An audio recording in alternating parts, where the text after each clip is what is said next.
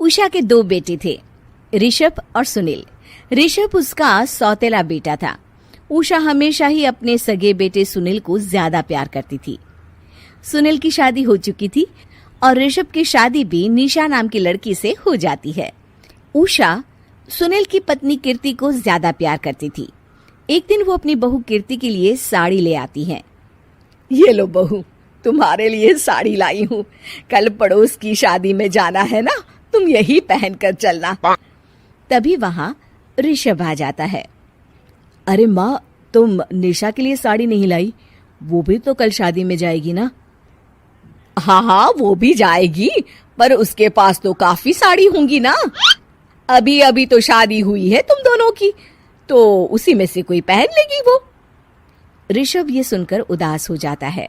तब निशा कहती है, आप उदास क्यों होते हो जी? सही तो कह रही हैं मम्मी जी।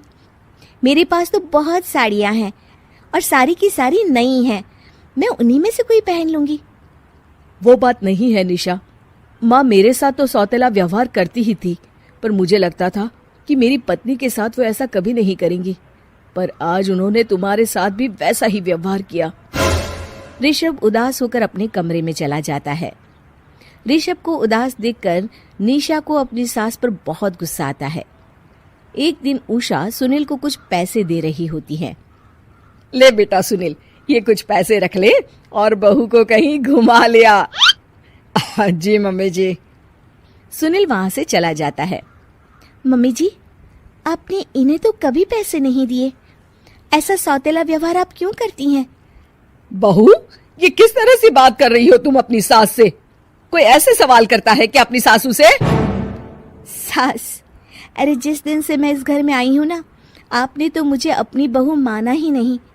हमेशा कीर्ति भाभी के लिए ही सब कुछ लाती हैं। मुझे तो आज तक आपने कुछ दिया ही नहीं। क्या मैं जानती नहीं कि आप ऐसा क्यों करती हैं? देख निशा, तू अपना काम कर, समझी? मेरे से बहस करने की कोई जरूरत नहीं है। तभी वहां ऋषभ आ जाता है। निशा, माँ से ऐसे बात नहीं करते।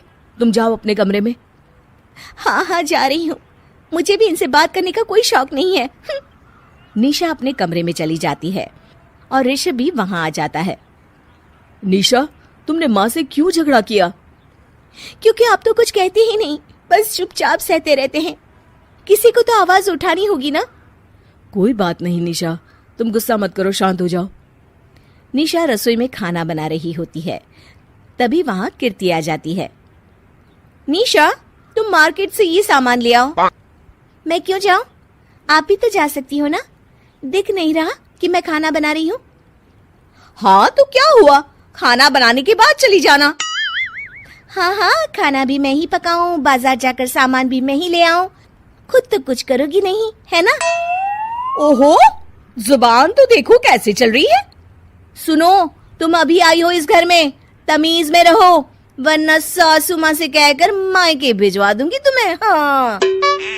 ओह, हाथ लगाकर दिखाओ मुझे, देख लूंगी। बहुत मनमानी हो गई तुम दोनों की, समझी? निशा लिस्ट कीर्ति के ऊपर फेंक देती है। कीर्ति निशा को मारने आती है तो निशा उसका हाथ मोड़ देती है। मर गई रे, छोड़ मेरा हाथ। आज के बाद मुझसे कोई बदतमीजी की तो अच्छा नहीं होगा। कीर्ति रोते हुए अपने कमरे में चली जाती है। उस निशा चुड़ैल ने मेरा हाथ मोड़ दिया। मुझे नहीं रहना इस घर में। अरे कैसी बेकार की बातें कर रही हो? अरे निकालना ही है तो ऋषभ और निशा को निकालेंगे। नहीं, मुझे अलग घर चाहिए। कान खोलकर सुन लीजिए, हम दोनों इस घर से जल्द जाएंगे। आप नए घर का इंतजाम कीजिए बस। मैं इन दोनों के साथ ज्यादा नहीं रह सकती। हाँ, वैसे मैं भी कुछ दिनों से सोच रहा था। अच्छा हुआ तुमने कह दिया, मैं माँ को भी बता देता हूँ। माँ, वो क्या करेंगी तुम्हारे साथ जाकर? मैं चाहती हूँ कि तुम और मैं, बस हम दोनों ही कहीं शिफ्ट हो जाएं, इस सब झमेले से दूर। अरे पर माँ को यहाँ छोड़कर इस तरह से जाना ठीक नहीं रहेगा कीर्ति। वैसे वो तुम्हें कितना प्यार भी तो करती हैं। नाम का ख्याल रखती है, क्योंकि तुम सगे बेटे हो ना, इसलिए। तुम अगर सौतेले होते तो मेरे साथ भी ऐसे ही सलूक करती जैसे अभी तुम्हारे सौतेले भाई और उसकी पत्नी से करती है। अरे पर फिर भी कुछ भी नहीं। देखो, या तो हम दोनों इस घर से कहीं दूर जाएंगे या फिर मैं अपने मायके चली जाऊंगी। हाँ, बता देती हूँ। अच्छा बाबा, अच्छा ठीक है। सुनील अपनी माँ से बात करने आता है।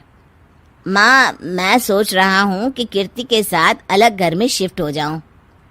अरे वाह बेटा, ये तो बहुत अच्छा सोचा है तुमने। कब शिफ्ट होना है हमें? मैं भी पैकिंग कर लेती हूँ। अब नहीं माँ, मैं और कीर्ति ही जाएंगे बस। आप तो यहीं रहो, ये पुश्तैनी घर भी है ना आपका। अरे बेटा, तू तो मेरा सगा बेटा है, तू ही मेरे साथ ऐसा कर रहा है। मुझे अपने साथ ले जा बेटा। तभी वहां कीर्ति आ जाती है। अरे माँ, आपको पता भी है कि किराए के घर में कितना खर्चा होता है, और अगर आपको भी लेकर गए तो और खर्चा होगा। आप तो बस यहीं रहो इसी घर में। कोई बात नहीं सुनील, तुम लोग चले जाओ। माँ यहीं रहेंगी हमारे साथ। हम माँ का ख्याल रखेंगे, तुम लोग अपनी गृहस्थी संभालो। निशा को ये देखकर बहुत खुशी होती है। वो मन ही मन सोचती है, अब आया ना ऊंट पहाड़ के नीचे। अब मम्मी जी को पता चलेगा, बड़ा सगा और सौतेला करती रहती थी। सगा बेटा तो जा रहा है छोड़कर, अब आएगी इन्हें अकल, और नहीं आई तो मैं अल्लाह कर रहूंगी। निशा अपनी सास को कैसे अपने सौतेले बेटे से मिलाएगी, जानने के लिए देखिए सौतेली माँ पार्ट 2। उषा का सगा बेटा सुनील और बहू कीर्ति उन्हें उनके सौतेले बेटे के साथ छोड़कर जा रहे होते हैं। बेटा, तेरी जब कमाई बढ़ जाएगी, कम से कम तब तो मुझे तू लेने आ जाना। हाँ हाँ माँ, क्यों नहीं। चलो भी, अब कितना लेट कर दिया है, टैक्सी इंतजार कर रही है बाहर। हाँ हाँ चलो। सुनील और कीर्ति चले जाते हैं और उषा उन्हें जाता हुआ देख उदास हो जाती है। तभी वहां निशा आ जाती है। अपनी सास को उदास देख निशा उनके पास जाती है। क्या हुआ मम्मी जी, आप तो बहुत सगा बेटा करती थी। आपके सगे बेटे ने तो आपको छोड़ दिया और चले गए अपनी अलग गृहस्थी बसाने। देख बहू, मेरे बेटे को कुछ भी कहने की जरूरत नहीं है। मुझे यकीन है कि जब उसकी तनख्वाह बढ़ जाएगी तो वो मुझे लेने जरूर आ जाएगा। हाँ, ये भी देख लेंगे कि वो लोग आपको वापस लेने आते हैं या नहीं। तब तक तो आप भी यहीं हो और मैं भी। उषा अपने बेटे के ना होने से बहुत ही उदास रहने लगती है। उन्होंने खाना खाना भी छोड़ दिया। सुनिए जी, मम्मी जी ने आज भी कुछ नहीं खाया। जब भी खाने के बारे में पूछती हूँ तो कह देती हैं भूख नहीं है, और अपने कमरे में ही बैठी रहती हैं। ये सुनकर ऋषभ अपनी माँ के पास खाना लेकर जाता है। माँ, सुनील बेटा आ गया तू? ओह, तू है। माँ, मैं खाना लाया हूँ, खा लीजिए प्लीज। आप ऐसे भूखी रहेंगी तो बीमार पड़ जाएंगी। मुझे भूख नहीं है, ले जा तू खाना। ठीक है, फिर जब तक आप नहीं खाएंगी मैं भी नहीं जाने वाला यहाँ से। अरे तू क्यों जिद करता है? कहा ना मुझे भूख नहीं है। अरे मम्मी जी, आप खा भी लीजिए ना, ये कितने प्यार से आपको खिला रहे हैं, उसकी तो कदर कर लीजिए कम से कम।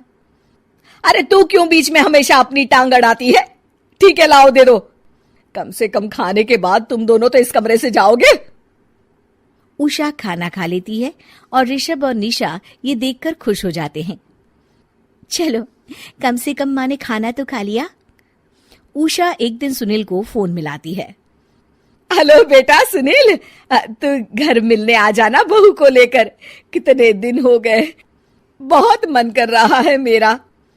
हाँ हाँ ठीक है माँ, ऑफिस में बहुत काम है, टाइम मिला तो आ जाऊंगा।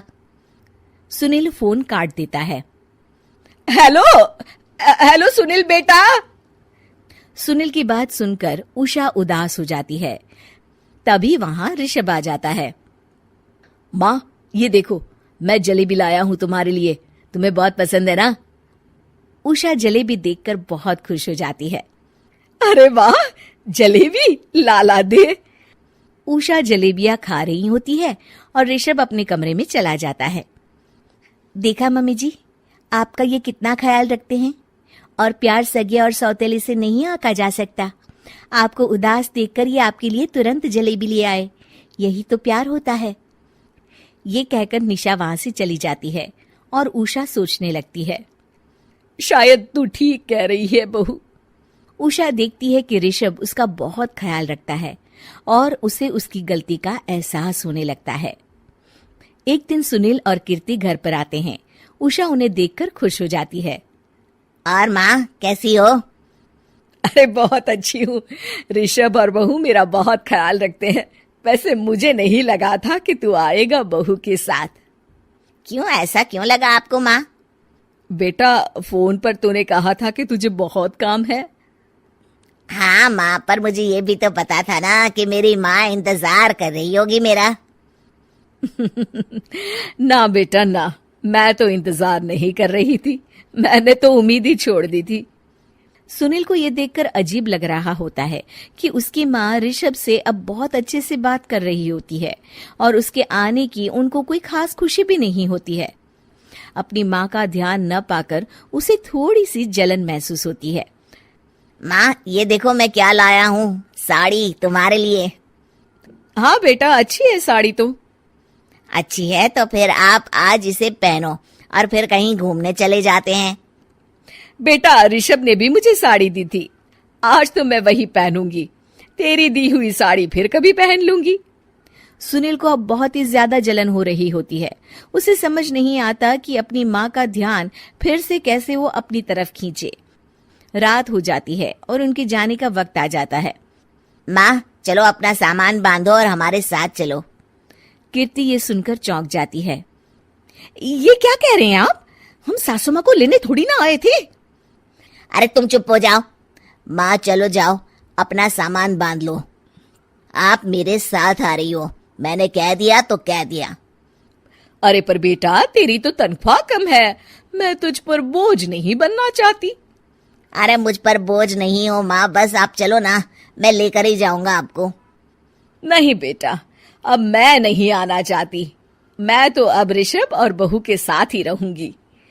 ये सुनकर ऋषभ चौंक जाता है। ये क्या कह रही हो माँ? हाँ बेटा, मैं कहीं नहीं जाने वाली अब। माँ, अब सच में नहीं जा रही? नहीं बेटा, मैं तो तेरे पास ही रहूंगी अब। और जो प्यार मैं तुझे नहीं दे पाई वो सब दूंगी बेटा। ऋषभ और उसकी माँ गले मिलते हैं और निशा खुश हो जाती है।